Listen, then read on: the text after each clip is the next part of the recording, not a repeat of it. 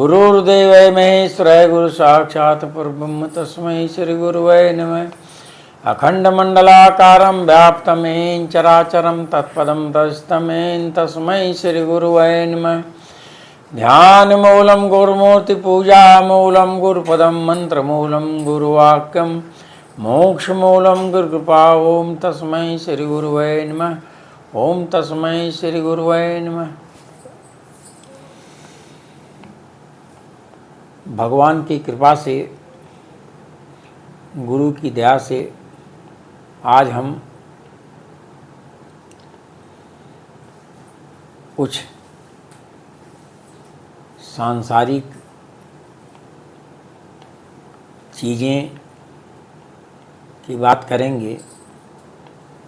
आजकल का युग भौतिकवादी युग है। लोग तरह तरह की योग्यता प्राप्त कर रहे हैं, तरह तरह की कलाएं सीख करके आगे जाने का प्रयास कर रहे हैं। लेकिन वह कुछ तो 1-8% हैं जो पार कर ले रहे हैं, विजय प्राप्त कर ले रहे हैं। लेकिन कुछ अधिकतर क्या 90% लोग असफलता को प्राप्त हो रहे हैं और जैसी उनकी मनोकामना है उस तरीके से पूर्ति नहीं हो पा रही है, असंतोष हो रहा है। तो यह संसार कर्मों का संसार है। कर्म चलते रहेंगे, लेकिन हमें शिक्षा और संस्कार की कमी के कारण, खाली विषय पढ़ने के कारण हमें वह चीज़ें नहीं प्राप्त होती जो संस्कार से प्राप्त होता है। संस्कार वह चीज़ है जो अपने माता पिता, अपने बड़ों से, अपने गुरु से मिलता है। क्योंकि इस संसार में होता कुछ, हम सोचते कुछ और हैं और हो जाता कुछ और है। क्योंकि यह प्रकृति का विधान है। प्रकृति के विधान के अनुसार ही ये संसार का काम चलता है और हम आप अज्ञानता के कारण प्रकृति के नियमों का जो गुण है, नियम के अंतर्गत गुण है जो, उसको हम उसका अनुसरण नहीं करते हैं।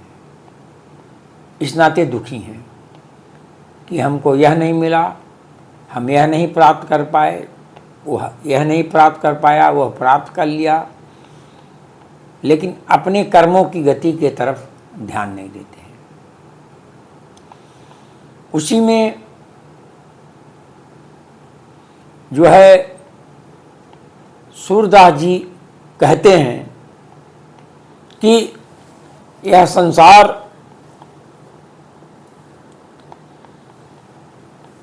अपने कर्म बंधनों पर टिका हुआ है और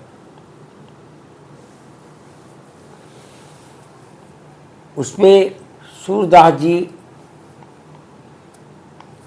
ने एक कविता लिखा है कि ऊधो कर्मन की गति न्यारी, ऊधो कर्मन की गति न्यारी। कर्म की गति न्यारी है। क्या है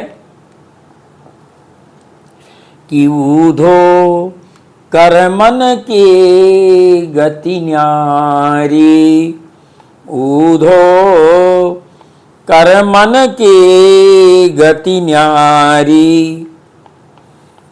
कर्मन की गति क्या है कि सब नदियां जल भरी भरी रहिया। बरसात में जो छोटी मोटी नदी हैं सभी भर जाती हैं, तो सब नदियां सब जल भर भर रहिया और सागर कही विधि खारी। मतलब कि सभी नदियां बरसात में भर भर करके मीठा जल और वह सागर में मिल जाती हैं। सागर में मिलने से फिर वो खारी हो जाते हैं, क्योंकि सागर का गुण ही है कि वो खारा जल होता है। ये प्रकृति की लीला है। जो मीठा जल हो गया वो भी खारा हो गया उसी में मिलने से, है? अब उज्ज्वल पंख दियो बगुला को। बगुला एक प्रकार का पक्षी है, जानवर है, उड़ जाता है, उसको सफेद पंख दिया है प्रकृति ने। तो उज्ज्वल पंख दियो बगुला को, कोयल कही विधि कारी। ऊधो कर मन के गति न्यारी। बगुला का क्या काम है? बगुला एक जो है हिंसक प्राणी है, जो जगह जगह मछलियों को खाता है, जानवरों को खाता है। लेकिन वह कैसा है? सफेद है, सुंदर है देखने में। लेकिन कर्म उसका क्या है? कर्म उसका गिरा हुआ है। लेकिन ये कोयल है, कोयल को प्रकृति ने उसे श्याम वर्ण बना दिया, काला बना दिया। लेकिन उसके क्या गुण है? वो अपने कंठों से मीठी मीठी स्वरों को सुनाती है और उससे लोगों का मन प्रफुल्लित होता है। तो ये प्रकृति के नियम है। तो सूरदास जी कह रहे हैं कि वारे प्रकृति, वारे भगवान, क्या कृपा है आपकी कि ऊधो कर मन की गति न्यारी। और क्या कि सुंदर सुंदर नयन मृगा को दीना। सबसे सुंदर आंख मृग को दिया गया, हिरण को। तो सबसे सुंदर नयन मृगा को दीना। लेकिन उसकी क्या गति है कि बन बन फिरत उजारी। बन बन बेचारी घूम रही है। अब कितनी सुंदर उसके सब दिया गया है प्रकृति को, लेकिन बन बन जो है घूम रही है। हर प्रकृति क्या बनाया है? सूरदास जी कहते हैं ऊधो से। और कहते हैं कि मूरख मूरख राजा होइए। जो अज्ञान है उनको प्रकृति ने धनाढ्य बना दिया, राजा बना दिया। लेकिन पंडित फिरे भिखारी। ऊधो कर मन की गति न्यारी। ऊधो कर मन की गति न्यारी। तो इस प्रकार से सूरदास जी उद्धव से कह रहे हैं कि इस प्रकार से प्रकृति की संरचना है। और प्रकृति की संरचना में ये जो हमारा जन्म हुआ है वह कर्मानुसार हुआ है कि हमें क्या मिलना है, क्या बिछोड़ना है, कब वियोग है, कब संयोग है। लेकिन फिर भी हमें कोशिश ये करना चाहिए कि हम अपने कर्मों को निडर होकर के करें, उसमें घबराएं नहीं। क्योंकि हमको जो भी कर्म करना है, बड़े कर्म करना है तो बड़े काम करना पड़ेगा, बड़ा तपस्या करना पड़ेगा, बड़ा त्याग करना पड़ेगा। बिना त्याग के कुछ नहीं मिलेगा। तो ये कवि हैं, हमारे राष्ट्र कवि हुए हैं, और श्री सोहनलाल द्विवेदी जी, उन्होंने एक स्वतंत्रता संग्राम सेनानी भी थे और कविता भी लिखते थे। तो वह जो है स्वतंत्रता प्राप्ति के लिए गांधी जी के साथ रहे। तो उन्होंने प्रेरणा के लिए अपने भाइयों के, अपने साथियों की प्रेरणा के लिए कि आप अंग्रेजों से हार मत मानो और भारत माता की स्वतंत्रता के लिए संघर्ष करो और चलते रहो। निश्चित रूप से तुम्हें स्वतंत्रता मिलेगी और भारत की जनता जो गुलामी से जकड़ी हुई है, तरह तरह की सजा पा रही है, उससे निजात मिलेगा। तो वह अपने साथियों को कहते थे। तो उन्होंने एक रचना किया, कविता के माध्यम से प्रेरणा दिया, और वह सबके लिए प्रेरणा स्रोत है। जो भी इस संसार सागर में आया है, अगर उसे वास्तव में कुछ प्राप्त करना है तो उसको जो है हर तरीके से समझदारी से काम करना होगा, तभी वो अपने लक्ष्य में सफल होगा। अगर उस लक्ष्य को प्राप्त करना चाहता है तो लिखते हैं कि लहरों से डरकर नौका पार नहीं होती।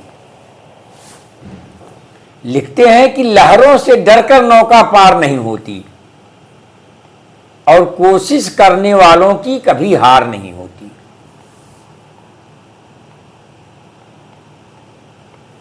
और लिखते हैं कि नन्ही चींटी जब दाना लेकर चलती है, नन्ही चींटी जब दाना लेकर चलती है, चढ़ती है दीवारों पर, चढ़ती है दीवारों पर 100 बार फिसलती है। यानी चढ़ती है, गिरती है, फिर चढ़ती है, फिर गिरती है। इस प्रकार चढ़ती है दीवारों पर, 100 बार फिसलती है। लेकिन उस नन्ही सी चींटी का क्या है? मन का विश्वास रगों में, मन का विश्वास रगों में साहस भरता है। चढ़कर गिरना, गिरकर चढ़ना, चढ़कर गिरना, गिरकर चढ़ना न अखरता है। यानी जितनी भी आ रही है, नीचे गिर रही है, ऊपर गिर, लेकिन उसको कोई भी उसको यह नहीं महसूस हो रहा है कि रे यार बहुत मैं परेशान हूं। चढ़ के गिर रही है, फिर उतर रही है, दाना लेकर के जा रही आ रही है। तो चढ़कर गिरना, गिरकर चढ़ना ना खड़ता है। अंत में उस चींटी का क्या होता है? आखिर उसकी मेहनत बेकार नहीं होती, आखिर उसकी मेहनत बेकार नहीं होती और कोशिश करने वालों की कभी हार नहीं होती। ये तो चींटी का व्याख्यान है, क्योंकि जो है मोहम्मद गोरी पृथ्वीराज चौहान से कई बार हार करके पस्त हो गया, तो जाकर के गुफा में छिप जाता है। वहाँ देखता ही है कि एक चींटी है, वो लेके दाना जा रही है, गिर रही उतर रही है, तो गिनता जाता है। तो उसने देखा कि यह कई बार आ रही है और जा रही है, अंत में दाना लेकर चल गई। तब उसने कहा, मोहम्मद गोरी ने, कि हमें पृथ्वीराज पर एक बार फिर चढ़ाई करना है। और वह चढ़ाई किया और फिर पृथ्वीराज को बंदी मान लिया। तो कहने का मतलब यह है कि हमें प्रेरणा देती है जीवन में कि एक छोटा सा, चाहे वो जानवर हो चाहे कोई इंसान हो, उनसे प्रेरणा लेनी चाहिए हमें। तो वह अंत में मोहम्मद गोरी पृथ्वीराज को बंदी बना लिया। तो इसी प्रकार से लिखता है कि मन का विश्वास रगों में साहस भरता है, चढ़कर गिरना गिरकर चढ़ना न अखरता है, आखिर उसकी मेहनत बेकार नहीं होती और कोशिश करने वालों की कभी हार नहीं होती। इसी प्रकार से फिर लिखते हैं श्रीमान सोहनलाल द्विवेदी जी कि डुबकियां सिंधु में गोताखोर लगाता है। डुबकियां सिंधु में गोताखोर लगाता है, सिंधु माने सागर में, क्या प्राप्त करने के लिए? जा जाकर खाली हाथ लौट कर आता है। डुबकियां सिंधु में गोताखोर लगाता है, जा जाकर खाली हाथ लौट कर आता है। मिलते नहीं सहज में मोती, मिलते नहीं सहज ही मोती, मिलते नहीं सहज ही मोती गहरे पानी में, मिलते नहीं सहज ही मोती गहरे पानी में, लेकिन बढ़ता दुगना उत्साह इसी हैरानी में, बढ़ता दुगना उत्साह इसी हैरानी में। क्या कि मुट्ठी उसकी खाली हर बार नहीं होती, मुट्ठी उसकी खाली हर बार नहीं होती और कोशिश करने वालों की कभी हार नहीं होती। क्योंकि जाएगा सागर में डुबकी लगाएगा, एक बार हुआ, दो बार हुआ, तीन बार हुआ, लेकिन कभी न कभी उस मोती को प्राप्त ही कर लेता है गोताखोर। इसी प्रकार से ये जीवन है। किसी भी चीज में आप जुटिए तो उससे घबराइए नहीं, हिम्मत ना हारिए, नित्य रूप से आपको वह मिलेगा। और क्या, असफलता एक चुनौती है, असफलता एक चुनौती है, स्वीकार करो। क्या कमी रह गई, क्या कमी रह गई देखो और सुधार करो। असफलता एक चुनौती है, स्वीकार करो। क्या कमी रह गई देखो और सुधार करो। और जब तक सफल न हो, जब तक सफल न हो नींद चैन को त्यागो तुम, जब तक सफल न हो नींद चैन को त्यागो तुम, संघर्ष मैदान छोड़कर मत भागो तुम, संघर्ष मैदान छोड़कर मत भागो तुम। कुछ किए बिना ही जय जयकार नहीं होती, कुछ किए बिना ही जय जयकार नहीं होती और कोशिश करने वालों की कभी हार नहीं होती। लहरों से डरकर नौका कभी पार नहीं होती। इसलिए बंधुओं, भाई बहनों, जो भी जिस जगह अपने जगह पर आप लगे हुए हो, हिम्मत से और मेहनत से उस कार्य में लगे रहोगे तो निश्चित रूप से आप प्राप्त कर लोगे। कहीं कोई अपनी नसीब के अनुसार कभी छोटा दर्जा प्राप्त हुआ, कभी बड़ा दर्जा, लेकिन कुछ न कुछ हासिल कर लोगे भाई। तो इस नाते यह कवि हमारे श्रीमान राष्ट्र कवि की उपाधि दी गई थी इनको, श्रीमान सोहनलाल द्विवेदी जी को। और ये बहुत ही अच्छे कवि थे, स्वतंत्रता संग्राम सेनानियों के लिए बड़ी अच्छी अच्छी कविताओं का जो है वर्णन किया है। और यह कविता हमारे जितने नवयुवक हैं, नवजुतियाँ हैं, जो है कंपटीशन दे रही हैं, मेहनत कर रहे हैं, उनके लिए है कि वह जो है इस कविता को सुनें और ध्यान दें, और जो है जिससे उनका उत्साहवर्धन हो और वो अपने मार्ग में सफलता प्राप्त करें और भगवान उन्हें सुखपूर्वक जिंदगी व्यतीत करने की जो है क्षमता दें और वो सुखी रहें। इसी के साथ हम वाणी को विराम करते हैं। फिर अगली बार फिर आपको कुछ पंक्ति सुनाएंगे।